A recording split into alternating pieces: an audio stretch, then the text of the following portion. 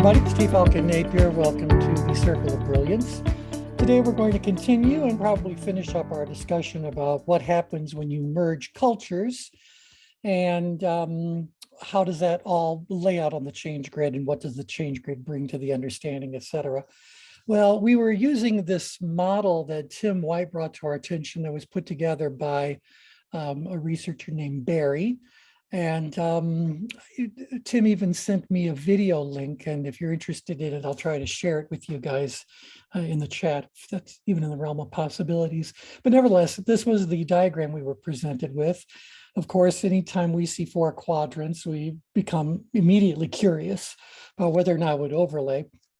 And what we were able to do on last week's call is to look at these four different possibilities and see where energetically they would overlay on the change grid. And so the two ranges we're looking at is, first of all, to what degree does the merged culture or the new culture, the arising culture, value and maintain the native culture?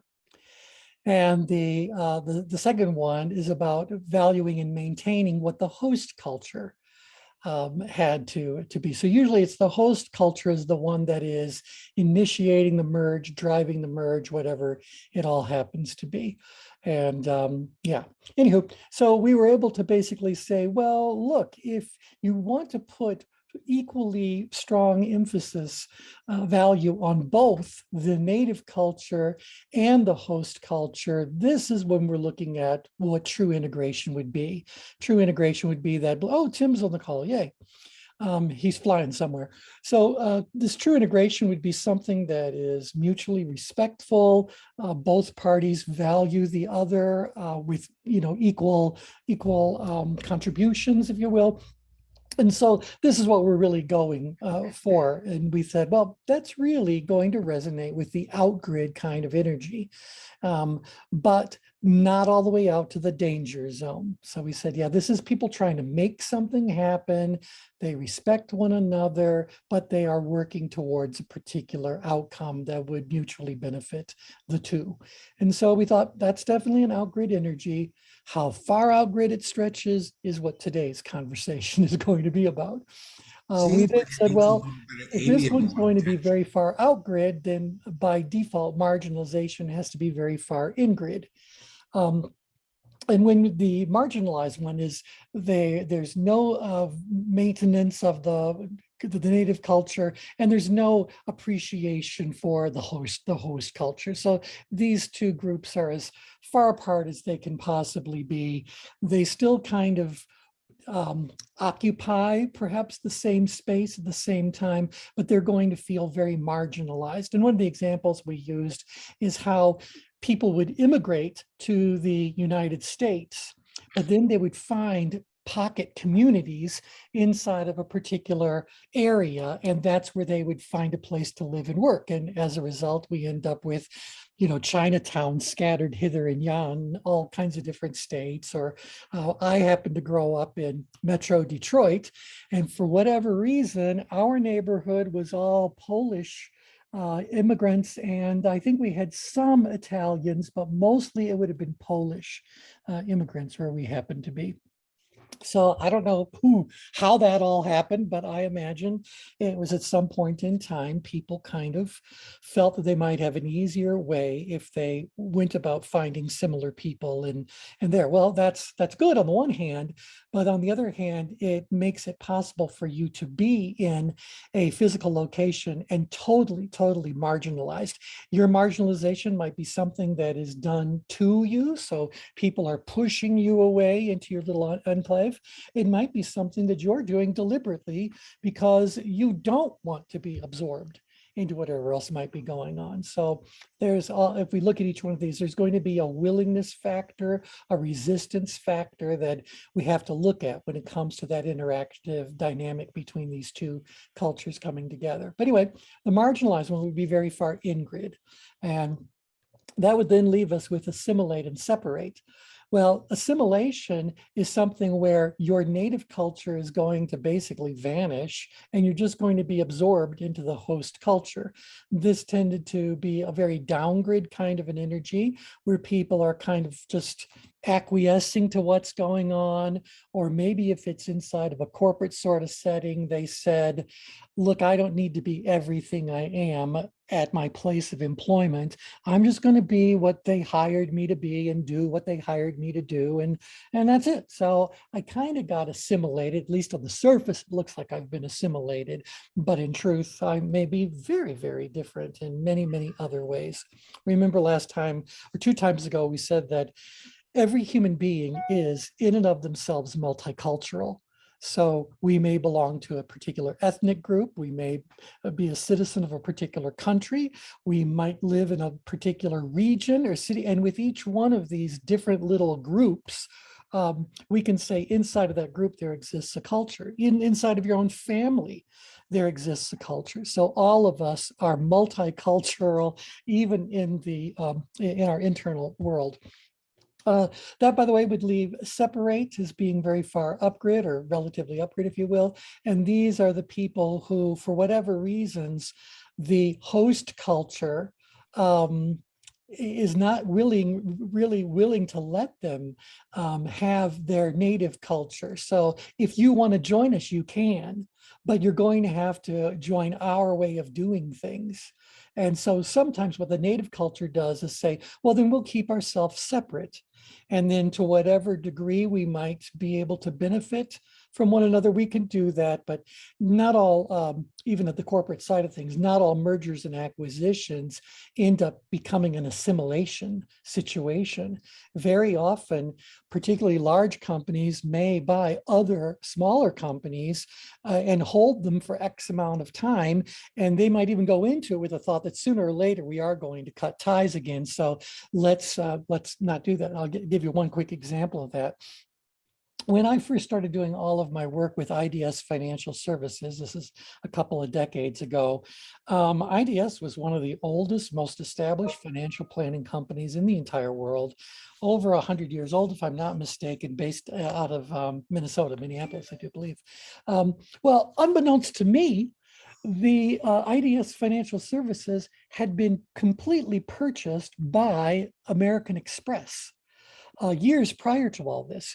But because American Express hadn't decided whether or not they were going to keep IDS, they continued to maintain IDS as a separate kind of an organization, some imposition of some American Express principles sooner or later, but only after American Express decided that IDS was going to be a long-term keeper did they say, okay, we can't remain separate. So are we going to integrate? Are we going to assimilate? Which of these is it going to be? You're going to come willingly and see the light, or are we going to just drag you along one way or another because we assimilated you long ago?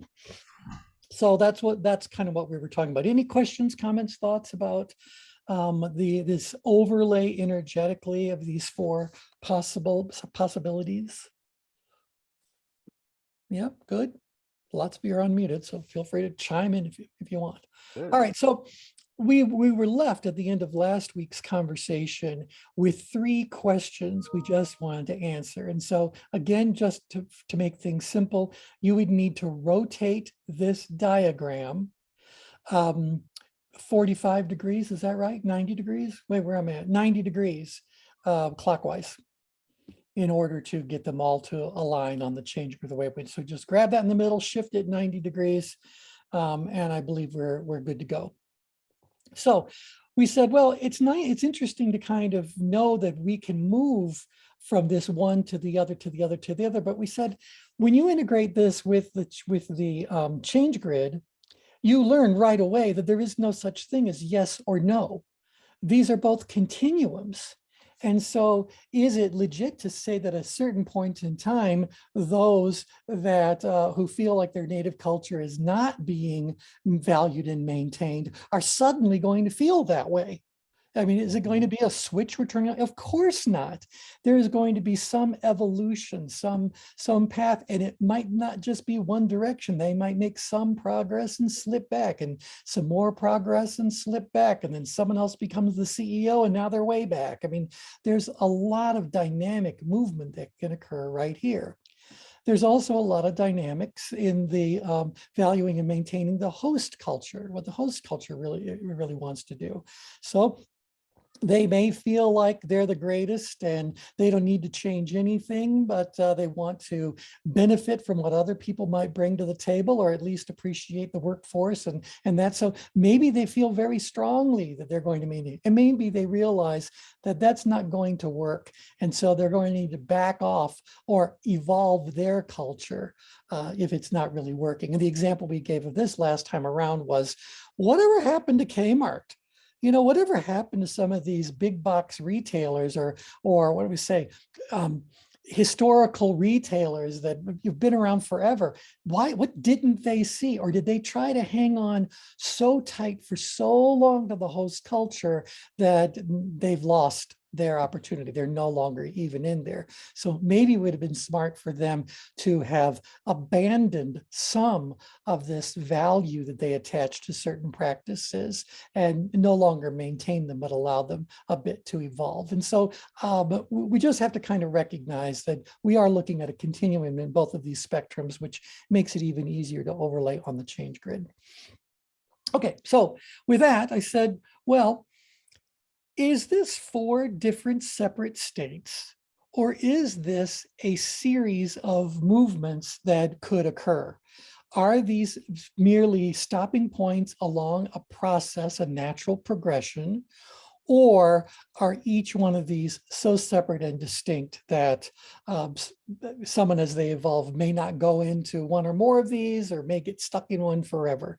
So I'm curious if you guys will kind of unmute and chime in. I'm curious to know, what do you think? Is this a progression? Is this 4 separate things? And of course, if it is a progression, what's the progression? Yeah, go ahead, Brian. I think it's maybe a little bit of both, because I'm thinking culture in and of itself, the nature of it is quite dynamic, right? Mm-hmm. So, and you have every generation that thinks about that culture differently. And so, I'm from a multicultural, multi-ethnic, multilingual culture, and I think differently than my grandparents and even my father and my mom's generation about things. And I think America's going through that identity crisis now in general. When they talk about the rising of some of these so-called minority populations. And now I feel like they're losing that identity. So when you talk about immigration, it has kind of this negative connotation almost now. And politicians and things like that, can incite that kind of thing. So I think just by nature, culture is a series of progressions and dynamic movement and understanding. And so where would you guess it starts? If it's going to be a progression, then now the question becomes, what order? So what am I entering the progression at, and how do I move through it? That's a good question. Thank you. You stayed up late picking it up. Well, because again, the moment we overlay something on the change grid, we have to say this is no longer a static tool. This layer is going to become dynamic if, in fact, it overlays in a justifiable way, on a practical way on the change grid. And I think we established that last time around. Yeah. Yeah, I have a question. Yeah. How do we assess whether or not either the native culture or the host culture are functional? To begin with, before they're merged? Yeah. Wow. Well, I mean, there's a whole discussion to be had about how we try, at least, to deliberately do that whenever we're talking about businesses merging or an acquisition kind of a situation, because you're right, those have to be very carefully, well, hopefully, if you want to do it right, those have to be very carefully thought out and explored. And we could, as consultants, talk about how a company who wants to have a successful merger or acquisition. I told you as a joke last time around, I don't believe there's such a thing as a merger. I think it's always someone is acquiring.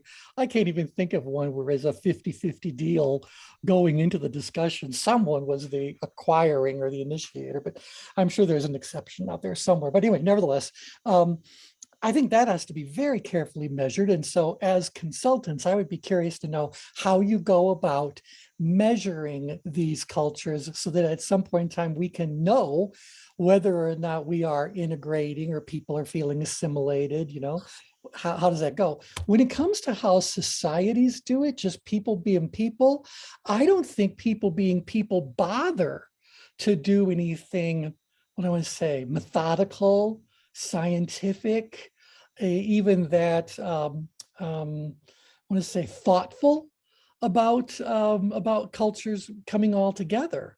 I think that, okay, so we're in Arizona. Obviously, we're a border state, and we know that there have always been, I don't care who's been in office, there's always been problems at our southern border. That's fine. Whatever it is, it is. Well, if you get a big influx of people who you weren't really expecting, although by now we should just be expecting it, but nevertheless, you really weren't expecting, you weren't prepared, you weren't whatever for it. Where does that group end up starting, and how do they end up moving through whatever? So again, is it a process? In which case, what order do they go in? And the first question would be, where does the arriving culture in that example begin? In which of these squares? Thoughts about that?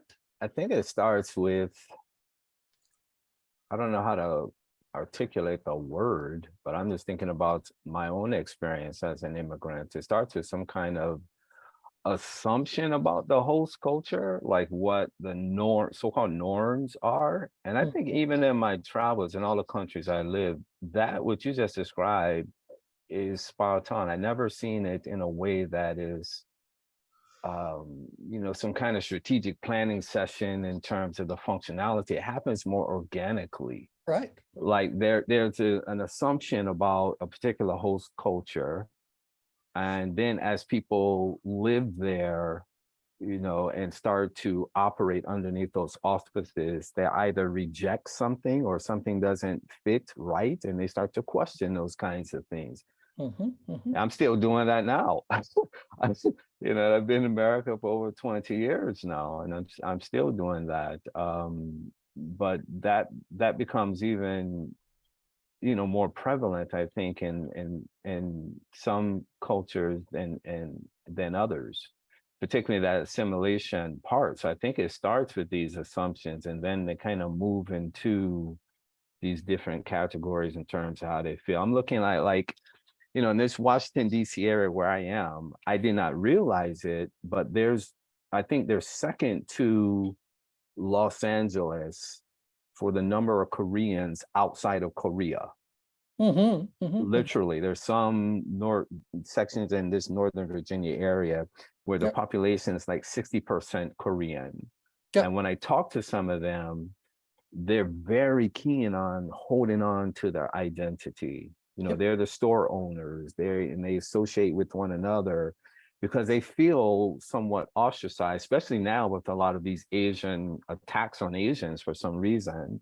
So they're feeling the pain of that, but they talk about this idea that they still feel like outsiders, even though they may have been born in America. When people ask where they're from, and they'll say, "I'm from Virginia," it's like, "No, where are you from?"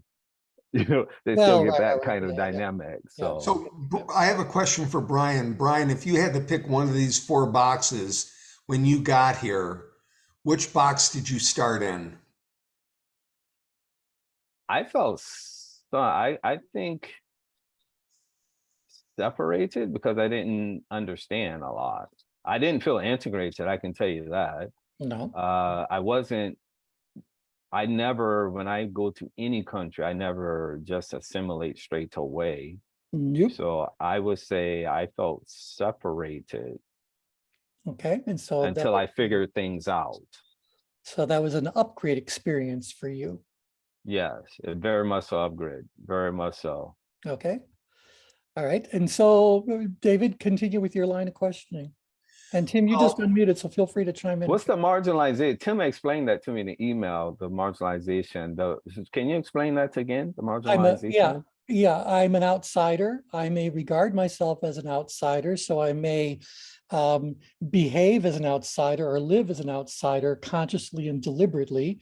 But I could also end up being marginalized because of how others in the host culture might be regarding me, treating me, etc. So Maybe that's the one I felt. Because oh, because I even remember the first time I set foot on American soil. I did an internship at a university, and there was the Black Student Alliance there, and they put out an article about, it literally said West Indians and Africans and kind of like the other blacks, like pork the other meat. And the article was talking about how blacks from Africa and the West Indies don't understand the American Black experience. yeah, So that was a marginalization thing, like just pushing it out without the understanding. right. Yeah. So So, excellent. So Tim, So did you T- want to jump something in? Oh, Or Chris? yeah, I have a question. Brian said something interesting. Brian said that, well, Brian always says something interesting, by the way. Don't make the mistake of that. When Brian said he'll go someplace and then it's like he's deciding Mhm. assimilation, right? Yeah. So that means there's two different perspectives. So which one are we looking at? Because the host culture is not, some host cultures aren't leaving it up to you to decide where you want to be. It's being Right. decided for you. Yep. Or are we looking at it from the perspective of when someone does come, where do they select to be or select to arrive and decide the process of how they're going to incorporate into that particular host culture? And that's a great point. Exactly why I said that, because if you go to Arab countries that I've been to, you don't get to decide that. You have to abide by that, or you can literally be arrested in Mhm. some cases for different things that you do. Of course. Yep. so Oh. yeah. So for me, those four are four different modes of the acculturation process. Mhm. And so what happens for us is, as was just described, the host, and if we're thinking in terms of corporations and those types of organizations, establish the culture. So if I'm newly hired into a company, that culture already exists. And so what happens for me is that the influence of that host culture impacts me, and either I consciously or unconsciously make a determination as to how I will fit into that corporate culture. And it would be one of those four modes. Now, I may going forward have some experiences that might make me move from one quadrant to the other. Mhm. But that culture already exists. And a lot of this work is written, when we think in terms of organizational culture, it's really written from the perspective of the host culture. Of course.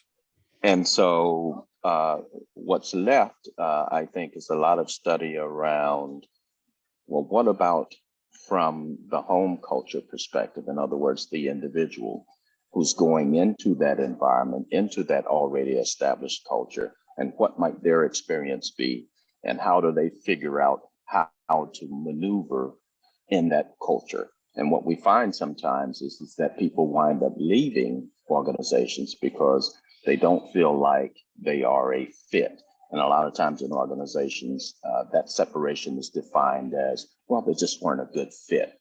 So Yeah. they could, they may have the skills, the competency necessary to be successful, but it's these cultural factors that might wind up making someone either successful or not. And that's the way I see that. Exactly right. Exactly right. So would that start with what Tim just described from a tension management perspective, things like psychological safety and how you think you fit into the culture and you might try something, because you're not going to necessarily override that. You can try, but you either fit or you don't.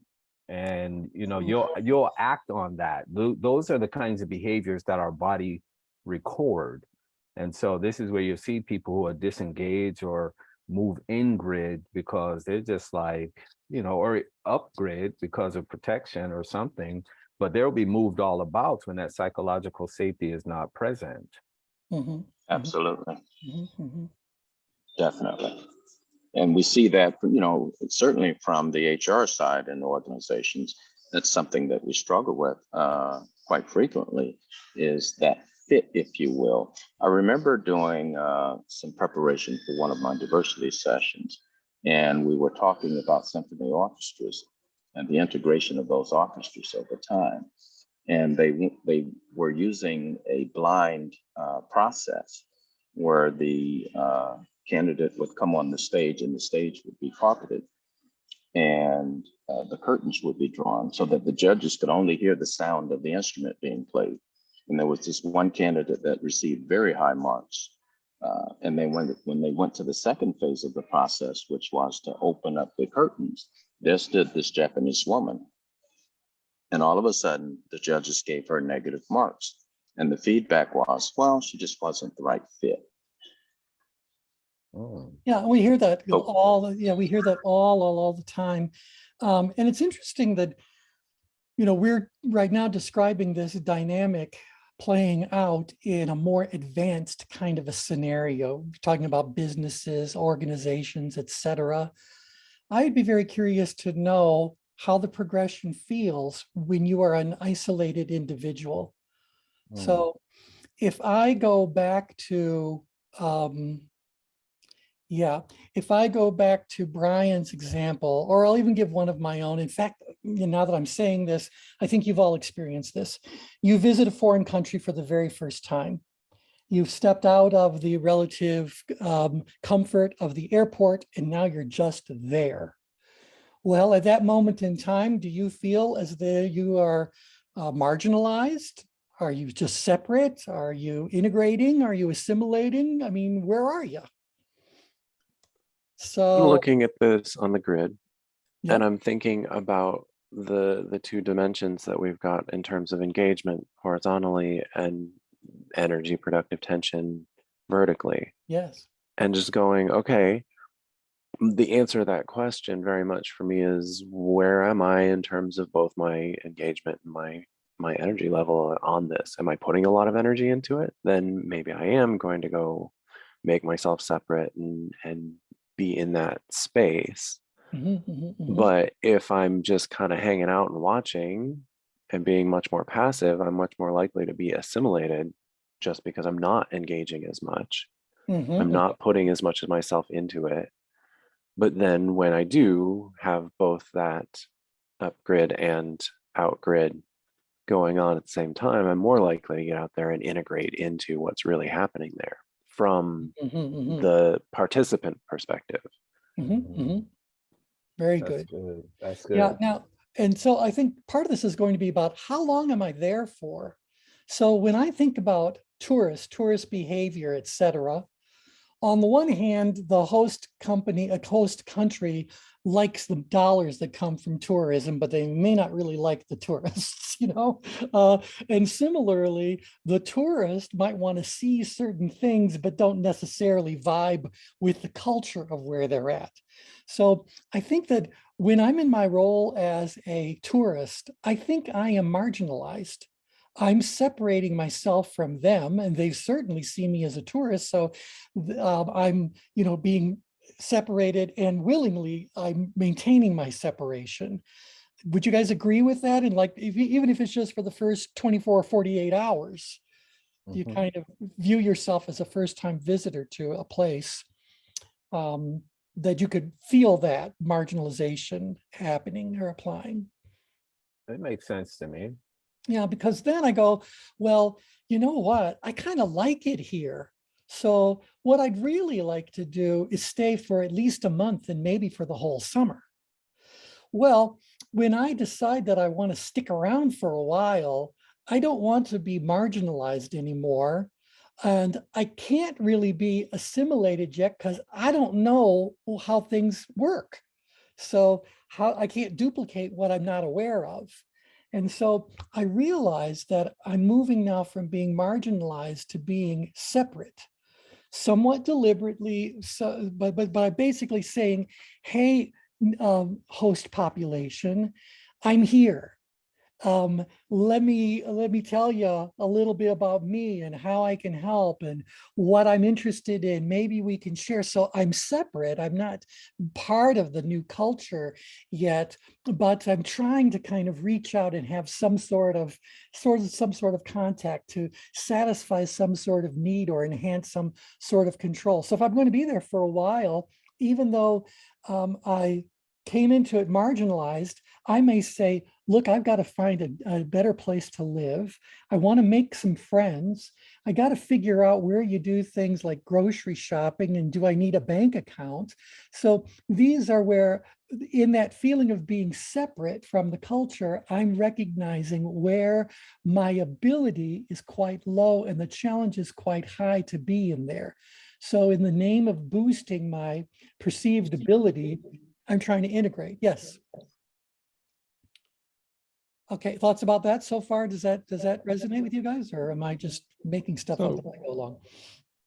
Yeah, I think Yeah. about the amount of research that you do about the place that you're going is going to have some level of assimilation or integration because of the rules and laws. It's like, even though that you may feel separate, you still have to govern yourself based on what you do know. I mean, I know, Right. like when I traveled to the Philippines, how much research I did beforehand so I didn't get into trouble, right? Right. Or break a rule. Yeah. So I Yep, think there's some level of feeling separate, but at the same time, some level of assimilation or integration because of the rules of that host culture. exactly. And so what you've just described is, I believe you're starting, everyone I think just starts with the energy that they're marginalized. They've never been there. They don't know anybody there. They're all alone, and they're invisible to everyone else who's around there. So marginalization can be deliberate. It can also be something that's imposed upon us. But you said, no, why should I waste 24 or 48 hours being marginalized when I can do a little bit of pre-work? And by understanding certain things and finding certain places or whatever, I might be able to move away from marginalization into more of a separation kind of thing instead. And separate doesn't necessarily mean bad. It's just, it is what it is. I'm aware now of things. They're aware of things. We're distinct entities, but we've got ways that we need to kind of work together to help this individual or to help ourselves if we think that this marginalized person, this separate person, actually has some real interesting value. So I kind of felt myself move there. Now, if I want to move from being separate to integrating, I kind of feel like the burden is now really much placed upon me as the person who wishes to be integrated into the society, into the company, into the culture, to do my work. The burden is on my shoulders to kind of put forth some effort to boost my ability to handle my challenges. And as I progress along that path, hopefully some of these people who are already integrated or maybe even assimilated says, hey, there's value in this individual. Let's support them. Let's assist them in their integration. Let's learn from them and they can learn from us, and all those kinds of things could happen. So now I'm kind of integrated into the society, but Brian, you've been here for 20 years, right? Yeah. Have you assimilated or are you still integrated? Because I still hear your accent. I think I'm integrated. Yeah. Yeah, but because what happens is if you say, like, I'm going to assimilate, there's a lot of your separate distinctions that are going to fall by the wayside. They're going to disappear, vanish. And maybe if that's something like eating the kinds of foods that you grew up loving, you go like, well, that's the price you pay to be in a totally different geographic spot. But if you, okay, I'll give you an example. We had an employee for many years named Pushpinder Singh Garcha. Some of you may remember Pushpinder. And he was here from India receiving his advanced degrees in computer sciences and whatever. So he was working towards his PhD, or actually got his PhD in some aspect of computer science. I really don't remember. Well, he came to us as a proper Sikh. that obeyed all of the traditions, all of the rules, lived and breathed the culture of being that Sikh kind of an individual. And so, yeah, he started off feeling a bit marginalized, but very quickly felt separate because he thought when he stepped into his very first American university classroom that he was going to be the only guy wearing a turban. Well, guess what? He looked around and thought he could have been in India. So there were lots of people from different cultures that are there. So he worked to integrate. Well, now he's been here for at least, I have to run the math, but say 15, almost 20 years. And I can tell you that while he is still a Sikh culturally, I saw the man have a glass of wine. That didn't happen in the first several years. I saw him eat meat. These are strict vegetarians. And so I thought like, well, you know, as he moved from integration of mutual respect, of mutual admiration, all that kind of benefit, value, all that kind of stuff, he kind of set aside some of his own stuff. And maybe he did that because he wanted to, in which case more power to him. But did that happen in the name of assimilation? So, you know, you can advance more if you want, if you assimilate more. So I wonder if we move amongst these, do we take some of the other, you know, kind of with us, and like a spiral dynamics kind of thing, like you kind of progress through? Yeah. Would that make sense? I think so. I think so. And the other thing that I could add here is that, you know, when you overlay something on the change grid, you got to look at the other layers of what's happening there. If you'll remember this amiable quadrant and everything we know about it was also where the unconscious incompetent lays when we're talking about the adult learning model. So incompetent, unconscious incompetence. All right, they don't know what they don't know. You know, we didn't make it, it doesn't need to be so severe. They're not totally incompetent, obviously, but nevertheless, they're learning something. And at that moment in time, they are unaware of what they don't know. They've not been around long enough to even observe. And suddenly, if they're visiting or coming to the US for the first time, they realize that what they've seen in movies is not what actually happens in daily life around here. Yep. So then they move from being the unconscious incompetent to a conscious incompetent. That makes sense. They are now aware of what they don't know. And that makes them feel kind of separated from something else they'd like to get closer to, if you will. Again, this is always about puzzles, looking for solutions to come together, gain control. And so because of that heightened level of tension now, they start to pay more attention to the fact that this incompetence issue. So the correction for incompetence is to build your ability, your knowledge, your skill, your experience. And so now out here at integration, they're all conscious competence. So they all know what they know, and they know that each other knows what they know. They don't profess to know everything, but they know what they know, and they know that you know that they know what you know, and they know you know, blah, blah, blah. So it's supposed to be this balance, this harmony, but it's a deliberate application of harmony as opposed to the harmony we feel at the center of the change grid. So we're talking about more cooperative harmony, if you will, even though there might be some issues when we're talking about outgrid behaviors. Well, over the course of time, that person who has now got their ability really, really solid is going to start finding things easier and easier as far as progressing in the organization, perhaps, or being viewed as a source of good, whatever. You know, they're going to start to fit in. They're going to start to blend in. They're going to start to just become part of the fabric of whatever that community happens to be. And that means they are now an unconscious competent. It becomes so second nature to them. What's the problem with being an unconscious competent? I remember, Brian. Complacent. Yeah, you become a bit complacent because, you know, you've handled all the challenges. You're down in power, apathy, or apathy. You are that analytical kind of type. So you know that you've figured it out, you know, that you've developed strengths. Maybe you've even mastered something. And so is the problem with being an unconscious competent on the competence issue or on the unconscious issue? The unconscious. Right, because as you're this far downgrade, we say, remember, there is an assumption of control. Sooner or later, that truth that you're in control over time is going to become an assumption of control and ultimately an illusion of control. The world kept changing, and this person stopped noticing separations, building opportunities for integration, mastering whatever it is to do all this. And so while they aren't consciously trying to do it, they could end up marginalized yet again. And I'll give you an example of this. Now, this will tell you how long I've been, but I worked and no, let me look at you guys.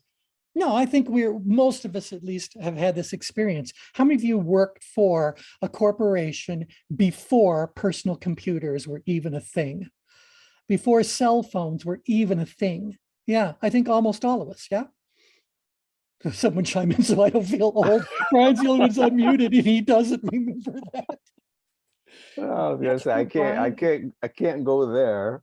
I do So, remember the old like pay phones you put, coins in. I remember those things, but oh God, you really I are. had phones. It's hard to believe you're a 50-year-old baby. Aren't you you're in your 50s now? Yeah. Okay. Well, okay, fine. We'll get over this. What I wanted to bring Sorry. up as an example was I was working in a sales organization and they wanted all the salespeople to migrate from paper forms and using yellow pads. And now we were supposed to start doing PowerPoint presentations and we were supposed to do our call reports online and all this sort of stuff. Well, even at that point in time, the old dogs, the guys and gals who had been there forever and then some had fully assimilated themselves into the way of doing things then. And they thought, no one's that internet thing is never going to catch on. This too shall pass or whatever. So whether they were consciously or even unconsciously aware of what was going on, the power of progress continued. And suddenly they found out, look, you want to still work for this company, that's fine, but now you're going to be marginalized because we're allowing you to keep working, but you're not complying with our advances. And so sooner or later, you're going to feel on the outside all over again. And whether that just happens and it's invisible to you, or whether people have been warning you all along, you can end up re-marginalized all over again, but at a different level. And that's where this discussion about spiral dynamics really comes into value. So Okay, that what was you a whole lot. described is a natural path, right? Yeah. So is there a case for the opposite direction? But like I'm thinking like right now I'm working with a health tech company. My mom's from Portugal, so I'm working with this company out to Brazil. And what Wayne and Chris described is kind of, I call it like an advanced way of, investigating and dealing with the cultural dynamics, particularly as it relates to legalities in that country. So I did a lot of background, hired a person who has legal experience there, to really kind of help navigate some of the activities that we're engaging in with this health tech company there in Brazil. But it's not easy, but it certainly helped to go about it that way, instead of just that natural progression. I knew to do that because of my experience with different cultures. So I started from that perspective, but I think, So are you thinking that perhaps if I find myself in a new marginalized state, that right, rather than going upgrade about it, I could just start to increase my ability to assimilate? I guess the right. question is there, do I find my situation disturbing enough to bother Ah, doing anything to change it? My perceived challenge is still a 2. And this was actually what these veteran sales representatives were saying. It's kind of like, look, I've been here for a long time. I'm retiring in just a few years. I don't need to blah, blah, blah. They were in this ah, transition and they said, I get it. I'm going to end up marginalized, but I don't care. I'm fine. Now, if they cared, because they realized, oh my gosh, I still have got 10, 15, 20 years left in my career, and I'm going to need to stay with the times if I'm going to advance or be rewarded or whatever. They may suddenly move up grid and say, I can't keep being separate. I gotta blend in. I gotta figure out how to use that technology, gotta become one of the team members all over again. And sooner or later, Mhm. I'm going to end up downgrade all over again. Wow. Yeah. So that was my thought when I saw this, and I said, you know, if you're going to add a dynamic to it, then there has to be some order, some sort of process that we might work our way around. And that would be the one that seems to make sense. If the first thing that happens, okay, I'm marginalized, I don't know what I don't know. Their culture isn't important to me and my culture isn't important to them. No one's even thinking about it. It's all obliviousness. Well, and suddenly there I am, happy as a lark, and suddenly I become aware of something. Now my level of tension is going to skyrocket. And I can deal with that separation in any number of ways for any period of time. Not everyone who's separate is going to be integrated. I'll give you an example of that in just a second. But you know, I gotta kind of like consciously, deliberately do this, and hopefully do it in a way that's fast. Keep it tight to the center of the change grid, so the spiral doesn't have to be so extreme, but can instead just kind of circle around and around and around a more manageable kind of spot, a little epicenter. But we're looking at this through the red and between the red and green circle, right? Because I think when last call, when we talked about it and Boris had mentioned, like when you go too far to those, you know, then you start to lose, it becomes extreme behavior or distorted in any of those directions. So we're looking at this between the red and green circles. Would that be Let me just kind of accurate? copy and paste this for a second. Oops, copy that. Yeah, I'm kind of creating all new diagrams every time we talk, but who knows? All right, so then you're thinking that if I can keep this keep this progression all right around, tight around the middle, I'm good to go. So I'm not waiting for Okay. my separation to cause stress.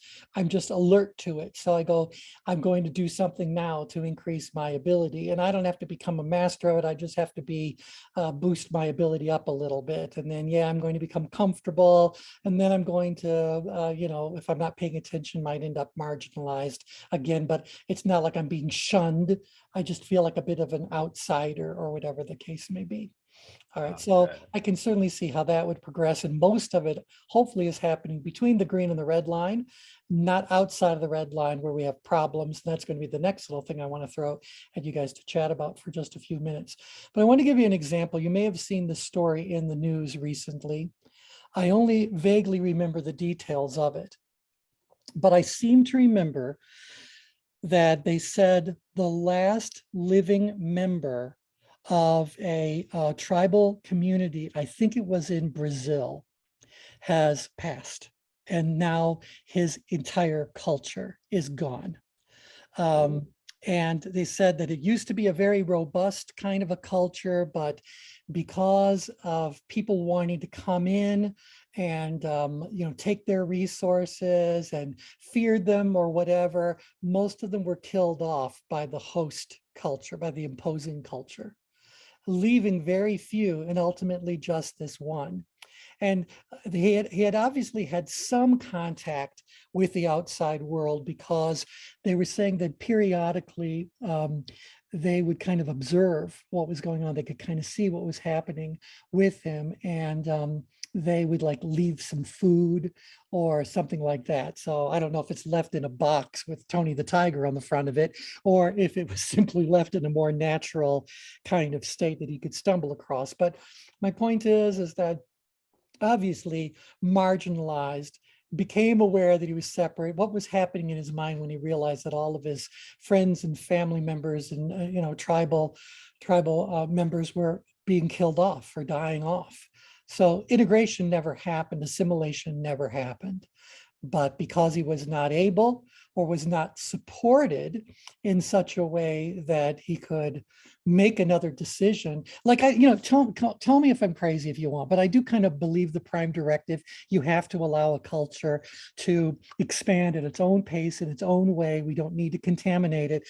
At the same time, I got to say, if you're the last handful, I think we should let you know that we're here and we can help you. You know what I mean?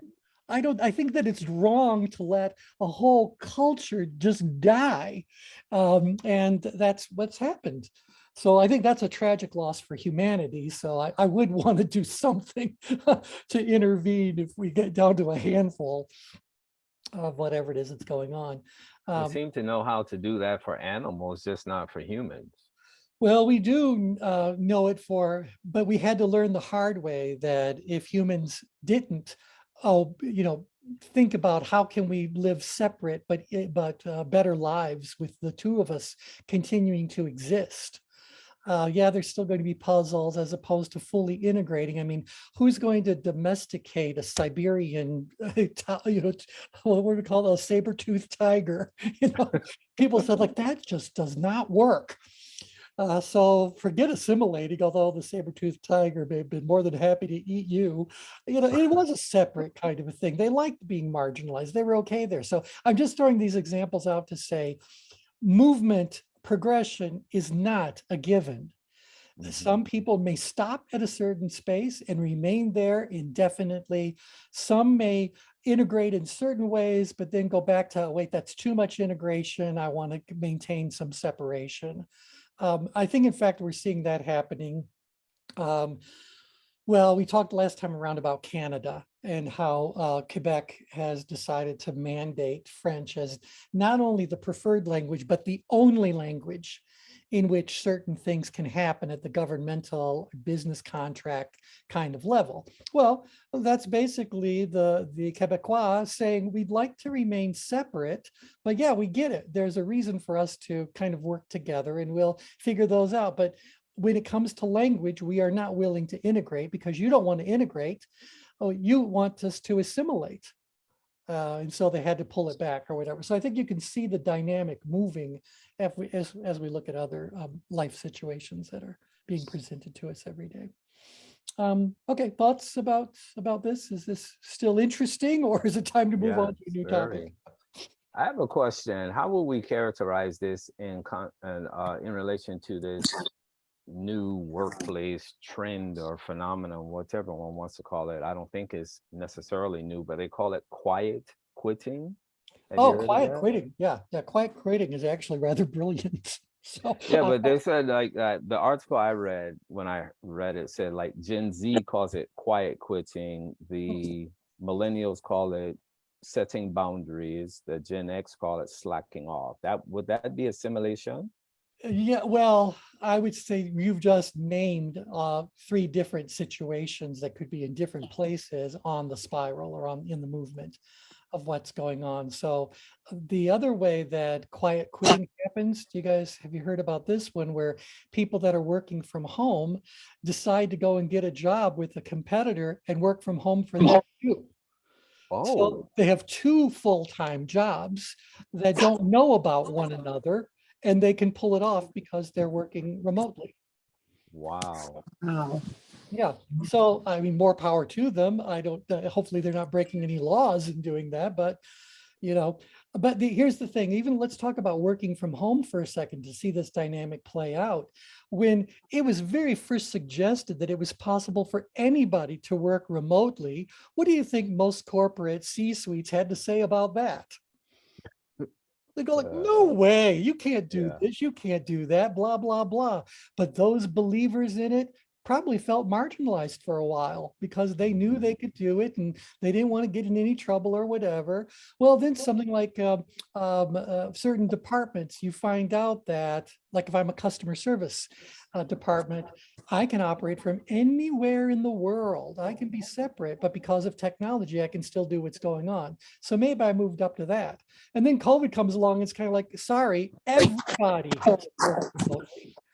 So you best blend together or you're going to have a trouble. And now that they want everyone to come back to the office, people are kind of going like, no, I don't think so. I'm kind of, I'm comfortable right where I am. So don't mess with me or whatever. I'll be marginalized again, or I'll take my talents elsewhere. Ida, you've just unmuted. What would you like to throw in? Well, you know what, just when we were talking about this, and I've been thinking all the while, when I was 19, I went to Japan for a summer, took a side trip to Hong Kong. And I don't remember ever feeling, and that's such a different culture. And I didn't know anything of the language. but I just kind of bounced right in. I mean, I just remember going to a Mickey Moto, a jewelry store, and the young gal there about my age she took 2 weeks off and took me to the countryside, her grandparents. And I remember playing Stephen Foster songs because I didn't know the language, but we connected through music. I honestly don't remember ever feeling anything but part of the culture immediately. And I'm trying to figure out Well, why. let me just throw a little bit in there. What you're describing for me and what I know of you is that you are always a bundle of energy. No moss grows underneath your feet. And I think Brian is similar. You're going to end up someplace. You're going to immediately go and strike up conversations and check out things and meet some people and blah, blah, blah. That's that energizer role that you have. Yeah. Okay. And so, but you are separate. Separate is not a negative thing. It is if it's way up in the danger zone where I just dragged it through. But separate just means we are distinct. I'm not you, you're not me. I'm not from this country and I'm going to be leaving and blah, blah. So there's a certain healthy separation that's going on there. Well, you met someone, and whether they suggested to you or you suggested to them that you had some things in common and maybe you could spend some time together, maybe they could show you around a little bit. What you were doing was trying to influence this from separation into integration, where now you could have a real friend and you could have some real understanding of culture, and you find out they're just as curious about yours as you are about theirs. And so that's that integration thing happening over and over and over. But so a lot of it is really a mind state too, isn't it? You bring your entire self to everything you do. And so whatever your mindset is going into any new set of circumstances, I think is going to greatly impact where you're entering and how you're going to do. But again, to that point, I believe some people will enter a new cultural merging, feeling marginalized deliberately or accidentally, or feeling separate from what's going on. But you can't enter a brand new culture feeling fully integrated. That you just can't. You don't know enough about it. And certainly you can't assimilate into something you know nothing about. There's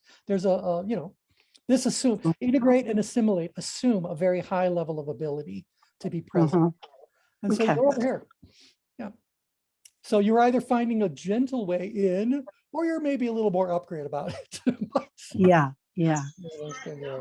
Okay, I have an appointment coming up right at the top of the hour, so go ahead and end this for the day, and I guess we'll pick up where we left off come Thursday. I do want to talk about what happens when you're in these danger zones, and see what that might add to this whole discussion. All right, so with that, thank you everyone for joining in. Have a wonderful day. We'll talk to you soon. Thanks, everybody. Take care.